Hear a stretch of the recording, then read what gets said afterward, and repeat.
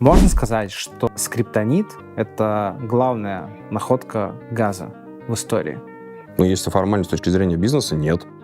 С точки зрения творчества, для меня персонально, точно один из самых крутых находок вообще в принципе в российской музыке. А почему с точки зрения бизнеса нет? Если смотреть на это сухо, то ему было неинтересно большое количество выступлений и концертов, запрос на который был.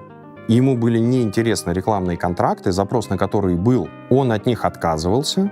Если мы жили в бизнес-ориентированной структуре, мы бы сказали: дружище, по контракту ты должен, потому что это твои же деньги, ты их зарабатываешь, и копеечка из них уходит на людей, которые тебе помогают. Давай-ка ты поедешь на концерт, давай-ка ты снимешься в этом рекламном контракте. Понятно, что всякую фигню там отсекали. Но мы говорили: ты не хочешь? Окей, вопросов нет. И никогда не давили, и не давят.